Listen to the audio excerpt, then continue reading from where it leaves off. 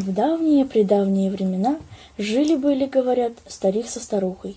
Детей у них не было, и была по этому поводу большая печаль. Однажды решили они из теста слепить себе сынка-удальца. Бабка пошла корову доить, дед вышел дрова рубить.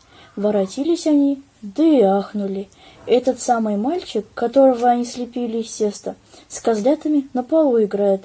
Рос Камыр-Батыр не по дням, а по часам. Выстругал ему дед биту гладкую, деревянную, оперся на биту малец и треснул бита пополам. Пошел дед тогда в кузнецу и сделал кузнец для его мальца биту железную. Побежал Камыр-Батыр с этой битой на улицу, стал с другими мальцами играть. В первый день одному ногу сломал, во второй день другому хребет перебил. Собрался тут деревенский народ и сказал деду свое веское слово.